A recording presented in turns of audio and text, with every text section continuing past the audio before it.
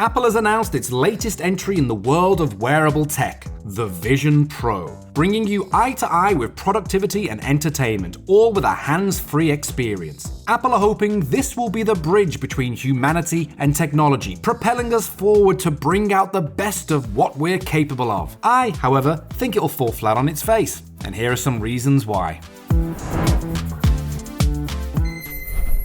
For one thing, humans are tactile creatures. From our earliest days of using tools, we've liked to get our hands on things. We like to hear the clicks and feel the keys under our fingertips. Yes, the Vision Pro may work for specific use cases in a workspace which can utilize the AR features such as architecture, design, craft, working in a 3D environment. But can you imagine having to write a 4,000-word project report by noon whilst typing in midair? The nightmarish 3D AR pop-up ads while navigating the new web. Suddenly, your kitchen wall is one big cola advert and your cat is sponsored by Squarespace.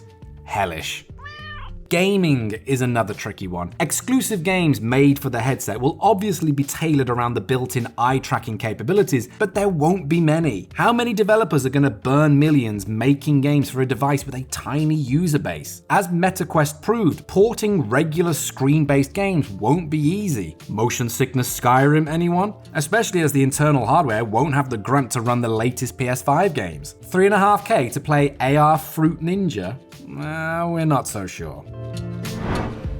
One of the big features of Vision Pro is how you'll be able to view your photos and videos and experience those memories as if you were there again. Now, a problem I've always had with Apple's presentation of their camera's quality is that those pictures, the ones in the trailers, are professional shoots made to appear natural, with pro lighting and editing done afterwards. Our camera rolls look nothing like that. Do you really want your entire field of vision to be filled with an out-of-focus full 3D projection of your mate Keith having a kebab at 2 a.m? Apple's demos always so sanitized to show the perfect location, environment, and usage of their products, but their silicon Stepford utopia doesn't align with the real world. And so the Vision Pro will be mainly used in the same way our other devices are used, to consume content. And obviously we'll have to wear it to do that, which brings us to... So, it's a scuba mask. Let's be honest, it's a scuba mask. With all the innovations Apple have had, it's a shame to see that they haven't taken the design in a new direction, as the cybernetic ski goggles of the past, looking at you, Oculus, Meta, whatever, have been bulky, sweaty, and cumbersome. For this kind of tech to win over the mainstream, it needs to be light, attractive, and it needs to fold up and fit in your pocket. An internal report over at Meta showed that while the company has managed to sell millions of headsets, it's having difficulty keeping those buyers using them. Perhaps there's not enough software to keep people interested long term after they've perfected pop stars in Beat Saber. Or perhaps most people try these chunky, heavy headsets for a bit and come to the conclusion that it's not that comfy. It makes your eyes feel weird and it's just a little bit too much hassle.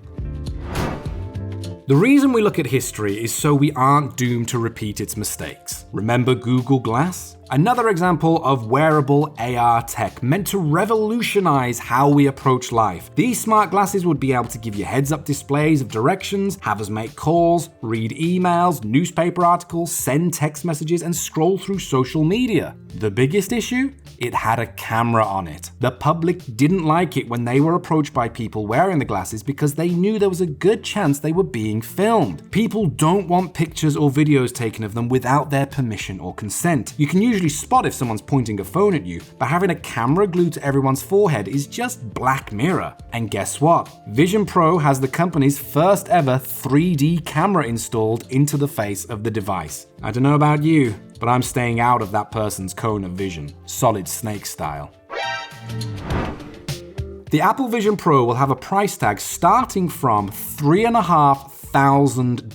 That is an incredible amount of money for an unmarket-tested new piece of technology. With that, you could buy both a MacBook and an iPhone, the two items that this headset is supposed to make obsolete. For an investment that large, you would have to use it enough to justify the cost, right? But you won't be throwing away your phone, nor your TV, nor your laptop, and replacing it with the big goggles that only run for 2 hours. If you want a VR experience, there are plenty on the market already. For the $3,500 price tag, you could buy a PS5, a PlayStation VR headset, and a 4K television. And if you're wanting a VR headset not just for gaming, the Oculus Rift is a great choice. Not just for the price, but also what we can learn from it. It was somewhat rejected by consumers as a replacement for a desktop workspace, as the cumbersome nature of trying to do precise work held it back and showed how having a normal screen is essential for productivity. And just one more note about the price. You could buy a Big Mac every day for 2 years with that money. Now that's something to think about. Now, of course, it's not until its release that we truly know how well it performs in the real world or what problems it solves. To be dead serious for a minute, the issue with this announcement has been messaging. What Apple has released here is a dev kit, a piece of tech for software developers to play around with, so that when the cheaper consumer version of the Vision appears in a few years, there'll be some apps to use and games to play. The problem is that Apple have presented it like a finished, attractive consumer product, which it just kind of isn't. This may be the first step down an interesting path, but it's not a destination. Yet.